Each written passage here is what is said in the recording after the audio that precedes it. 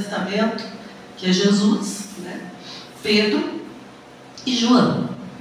E é interessante porque a história fala que esse momento Jesus já tinha cumprido os 3 anos, Jesus já estava quase voltando para o céu, já tinha ressuscitado, já tinha acontecido tudo isso.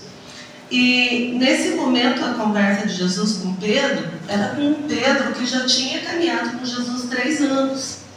E né, as pessoas que caminham mais perto de mim sabem que eu tenho um carinho muito grande por Pedro. Eu acho assim que Pedro é tão humano que chega a ser... Eu gosto do Pedro. E ele já tinha passado por situações que, quando eu falo em Pedro, tem algumas situações na vida dele que chamam atenção, né? Eu acho que o chamado dele, do largue tudo, largue a pesca e vem atrás de mim, né? Segue, como foi Jesus falou para ele. Ele já tinha passado pela multiplicação dos pães. Pedro, nessa altura, né, do campeonato, Pedro já tinha visto, já tinha andado sobre as águas, já tinha olhado para o lado e ficado com medo e afundado, e Jesus tinha estendido a mão para ele. Pedro já tinha passado por tantas situações. Pedro já tinha negado Jesus, que quando fala em Pedro é difícil a gente não pensar nesse momento da vida de Pedro, em que ele, né, já tinha, lá no Getsemane, tinha já passado com Jesus e já tinha cortado a orelha do soldado Malco para querer vender Jesus, falando que ia vender Jesus para sempre. E Jesus fala, até que o galo cante, que você vai me negar 3 vezes. E ele negou. E que mais que Pedro já tinha passado? Já tinha passado por um momento que eu acho muito importante na vida de Pedro, que foi quando Pedro Jesus já tinha ressuscitado e tal, daí Jesus foi conversar com Pedro e falou assim, Pedro, tu me amas? E Pedro, amo. E Jesus falava para ele, então apacenta minhas ovelhas. E por 3 vezes Jesus perguntava para ele. Na terceira Jesus perguntou, Pedro, me ama? E Pedro responde, tu sabes de todas as coisas. E o coração dele se entristeceu. Tu sabes que eu te amo. Por que Jesus estava perguntando 3 vezes? E Jesus olha para ele e fala, então apacenta as minhas ovelhas. E Pedro já tinha passado por isso. E Jesus estava caminhando e Pedro com ele. E é esse texto que eu li. Que Jesus olha para Pedro e fala assim, olha Pedro, depois que você passou por tudo isso, né? Jesus estava indo. Eu entendo que Jesus já estava olhando para Pedro e vendo um Pedro maduro, né? Um Pedro que já tinha passado 3 anos com Jesus, um Pedro que já tinha visto tudo isso acontecer, já tinha visto a ressurreição.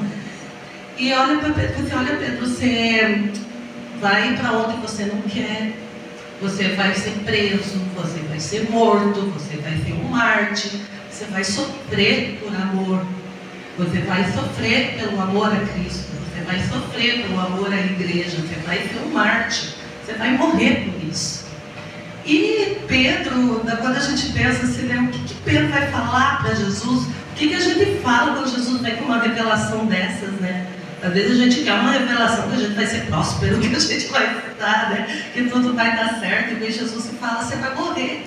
E Pedro teve a resposta mais quinta série possível.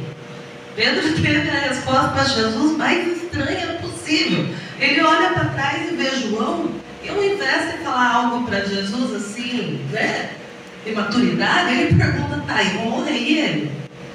O que vai acontecer com esse aqui?